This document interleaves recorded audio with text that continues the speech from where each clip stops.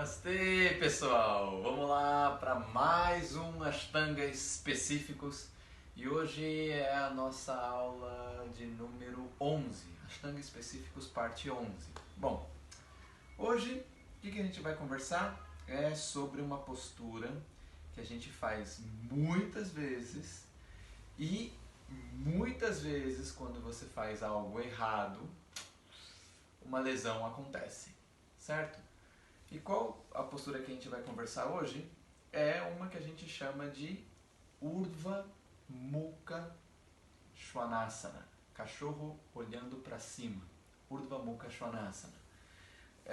Não vamos falar de transição, não vamos falar nada disso, mas vamos falar especificamente dessa postura, do cachorro olhando para cima, certo? Aqui ocorrem muitos problemas, né? E tem alguns pontos importantes para você prestar atenção, certo? A gente vai conversar sobre o posicionamento das mãos, né? A fundação que esses braços e mãos no chão, qual a importância dele, com relação aos pés, né?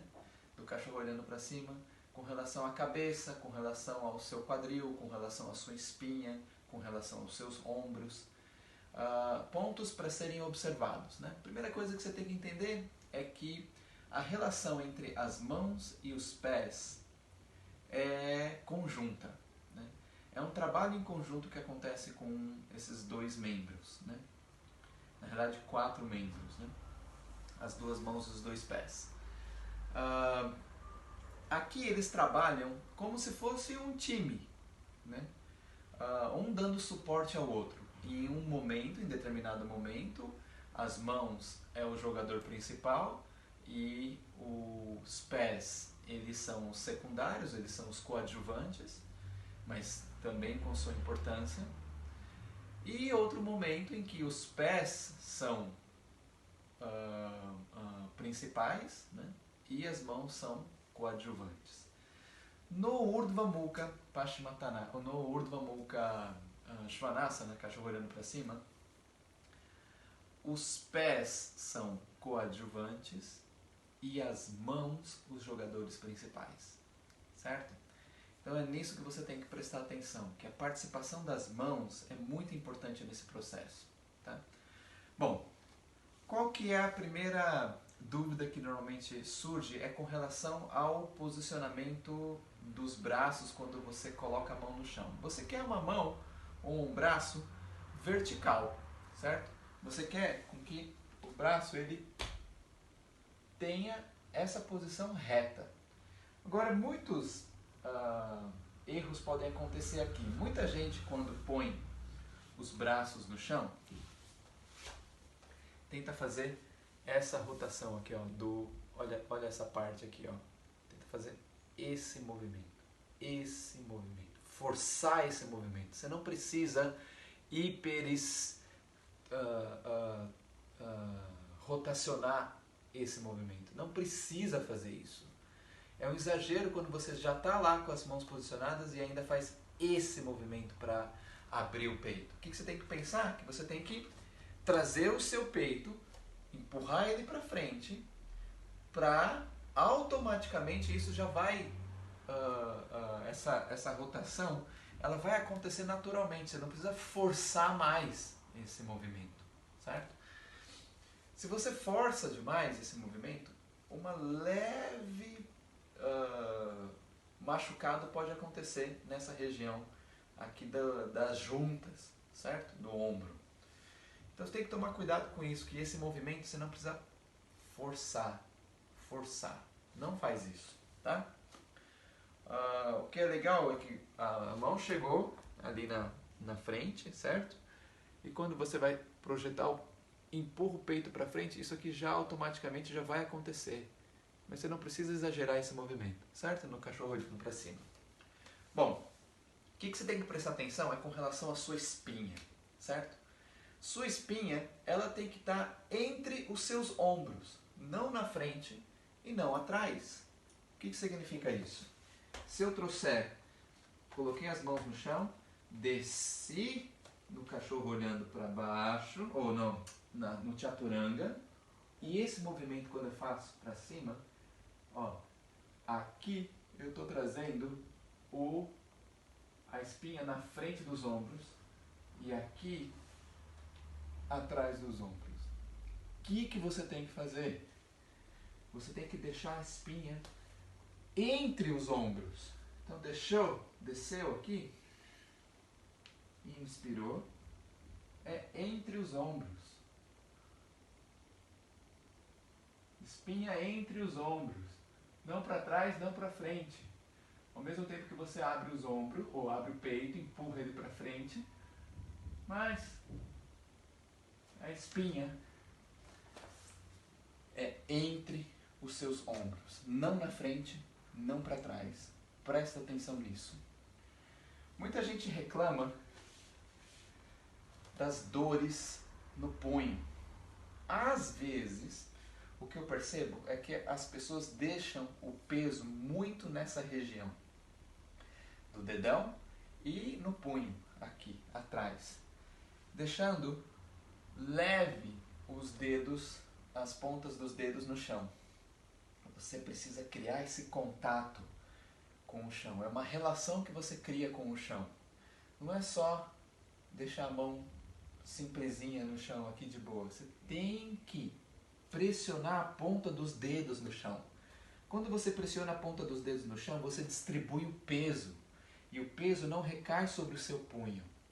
Certo? O peso caindo em cima do punho é um grande erro. Vai zoar. Vai dar uma tendinite ou uma bursite aqui. Porque a gente faz esse movimento muitas vezes durante a prática.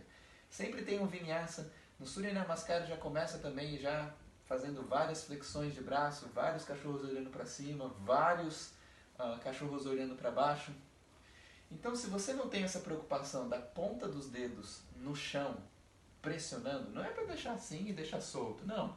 Tudo encostado no chão, mas agarrando, sabe? Essa pressão, isso diminui a tensão em cima do seu punho. E isso ajuda a evitar essas dores que normalmente tem, certo? Bom, então, entendeu que a espinha, ela não avança os seus ombros e ela não fica atrás, ela fica entre os seus ombros, certo?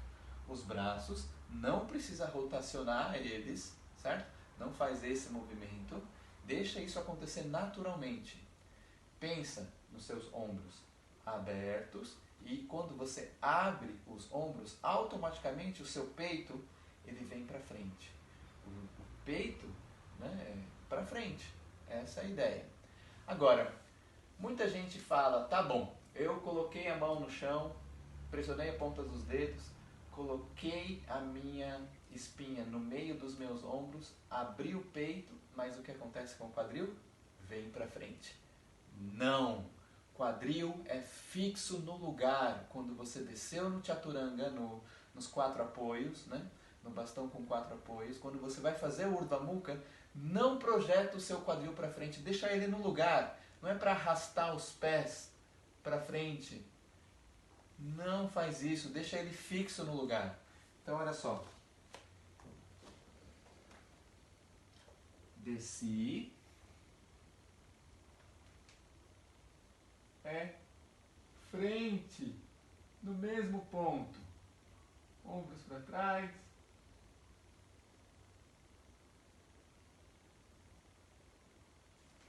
Certo? Agora olha só. Outro detalhe. O quadril ele não faz... Quer ver? Eu posso até mostrar esse movimento que normalmente as pessoas fazem para fazer um Urdhva Mukha melhor. Desceu.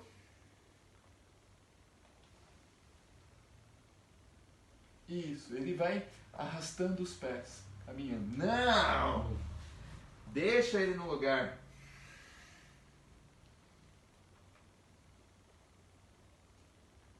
Ok? Bom.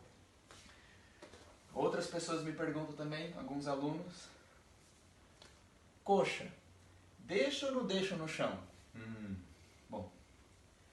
E outra coisa, distância do chão. Quanto é a distância que deixa no chão? Primeiro, deixar claro que o Urdhva Mukha Svanasana clássico, tradicional, são com as coxas afastadas do chão. Agora, a altura é que é relativo, certo? Altura é o que você precisa estudar para o seu corpo, porque cada um tem o seu número de distância, certo? O que implica você deixar a coxa mais próxima do chão, ou encostando no chão, ou afastada do chão, com uma distância grande? Primeiro, quando você encosta as coxas no chão, muitas pessoas podem chamar essa postura de não Urdhva Mukha Svanasana, mas sim Bhujangasana, ou postura da cobra, que o pessoal fala, certo? Bhujangasana. Não é Urdhva Mukha Svanasana, não é cachorro olhando para cima se você encosta no chão, porque você precisa desse engajar das suas coxas, você precisa dessa contração muscular, tanto da parte anterior e posterior da sua coxa, para você conseguir afastar ela do chão. Se você deixa as coxas molengas, aí você vai encostar muito a sua coxa no chão, e dessa forma, se você não se preocupa com as coxas, mas se preocupa muito mais com suas mãos, com o abrir do peito, com o alongar da espinha, com o olhar da cabeça lá para cima, você pode colapsar sua lombar. Ou seja, quanto mais próximo do chão e mais movimento que você faz uma retroflexão com a sua lombar muito mais exigente. E muitas pessoas reclamam que eu fico com dor na lombar quando eu faço o saudação ao sol. É por esse motivo. Às vezes as coxas dessas pessoas estão muito relaxadas. Você precisa tonificar, precisa acordar essas coxas. E a contração da parte anterior e posterior das coxas possibilita, primeiro, você não encostar as coxas no chão, e possibilita também você não fazer uma super mega retroflexão com a sua lombar. O que isso significa? Que nos termos do Ashtanga, o back bend, você faz esse movimento para descer lá para trás, você faz menos. É menos back bend, né? É menos flexão das costas com as coxas afastadas, e isso protege a sua lombar. Agora, se você encosta as coxas no chão, porque ainda não tem a força necessária, não exagere nesse movimento de olhar lá para cima. Pode olhar lá para frente, certo? Que ainda existe a necessidade de um preparo do seu corpo para que você consiga olhar realmente lá para cima, afastar as coxas do chão e fazer o seu cachorro olhando para cima. Agora olha só, os pés, né? Tem algumas pessoas que têm uma dificuldade de entender como são os pés no chão. É peito do pé no chão, no cachorro olhando para cima. Eu vejo muito aluno que quando começa, desceu, deixa os dedos dos pés no chão e faz esse movimento aqui. Agora olha só, a título de experiência, é interessante você fazer isso com os dedos dos seus pés e com o peito do pé, olhando lá para cima, porque você percebe que você não consegue fazer uma retroflexão com a sua lombar muito exigente, porque você está longe do chão. É essa a ideia do afastar as coxas do chão, porque protege. Então, a título de experiência, faz com os dedos assim e não assim, para você ver o tipo de exigência, certo? É diferente. Percebam isso na hora que você está fazendo o cachorro olhando para cima, que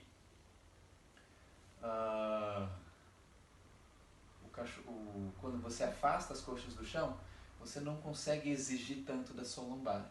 Agora, existem pessoas que têm um corpo super mega flexível que vai, né? Mas essas pessoas são as que se machucam mais facilmente, porque elas têm flexibilidade, mas o tônus necessário falta um pouco. Então, as pessoas que são mais rígidas têm o tônus necessário, só que não têm a flexibilidade que o asana demanda, né? E aí, trabalhando, vai conquistando, né? Agora, as pessoas mais flexíveis precisam prestar atenção, porque elas precisam ganhar tônus, né?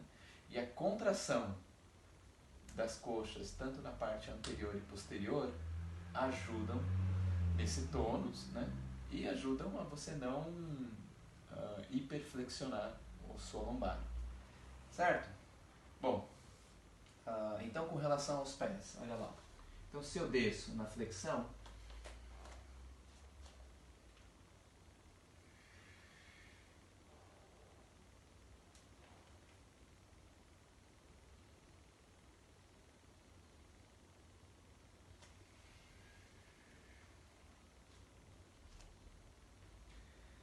outro detalhe importante é o que você faz com a sua cabeça, certo? Muitas pessoas eu vejo que quando começam, encaixam, levantam os ombros e encaixam a cabeça nesse espaço aqui, né? Cria uma covinha aqui pros ombros. Não. Você precisa conseguir relaxar os seus ombros, levantar essa cabeça, afasta a cabeça, cresce o pescoço, cresce, levanta isso. Se você não tem essa preocupação, vai lesionar escápulas, vai lesionar ombro, vai lesionar pescoço, né? Então presta atenção que quando você, palmas paralelas, dedos ativos no chão, vai descer com a coxa tonificada, inspirou, esticou, espinha no meio dos ombros, peito do pé no chão, tonifica, afasta. É como se você quisesse dar uma volta, querer encostar seu nariz lá no dedão do pé lá atrás. Então você precisa crescer e fazer a volta. O seu olhar também vai, só que o olhar nessa postura é para a ponta do nariz. É o Nasagra Drishti. Ou seja, o foco do olhar, o Drishti, é na ponta do nariz aqui, certo? Mas com essa tendência de afastar os ombros das orelhas, distancia isso, cresce essa espinha, alonga e aí traz para trás. Aí você olha, certo? Para a ponta do nariz. Que mais sobre essa postura? Então, você precisa prestar atenção. Partindo da cabeça, certo? Cabeça, vamos partir lá do pé. É o peito do pé no chão, tonificando sua coxa, tanto a parte posterior quanto a anterior. Outra dúvida que acontece, que eu observo também, é glúteos. Há pessoas que defendem que o glúteo precisa estar contraído. Eu aprendi com o meu guruji, meu professor, bumbum solto, relaxa os glúteos, mas contraia as coxas. Tônus na coxa, tanto na parte anterior e posterior, glúteo relaxado,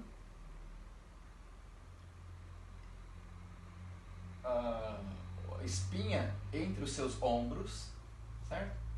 Dedos ativos, ponta dos dedos ativos, cria espaço entre pescoço, entre orelhas e ombros, ganha espaço e aí olha lá para trás, aí vai para trás. Agora olha só, se você perceber que se você contrai o glúteo, também é outro fator que protege a sua lombar. Ou seja, você não consegue ir tanto se você está com o glúteo contraído.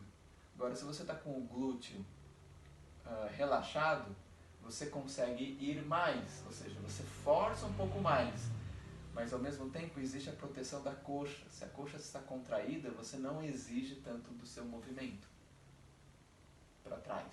Você consegue segurar até determinado ponto.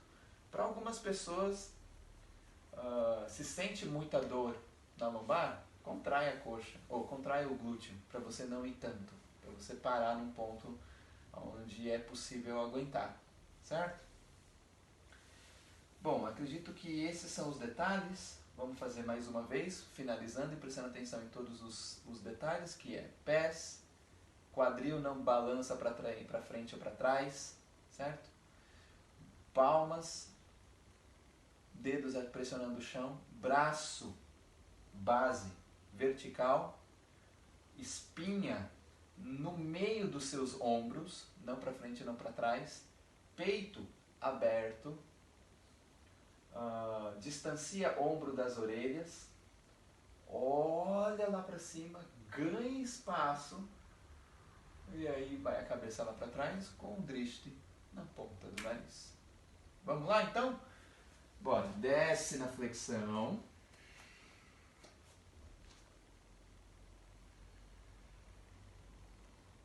Peito do pé no chão. Não caminha com o seu quadril, tonifica a coxa. Ombros ou espinha no meio dos ombros. Tonifica.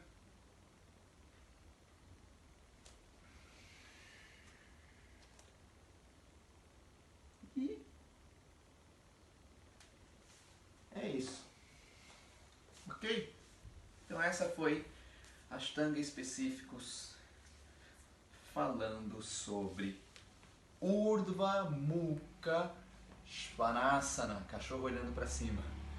Agradeço sua audiência e te espero no próximo capítulo. Namastê, obrigado.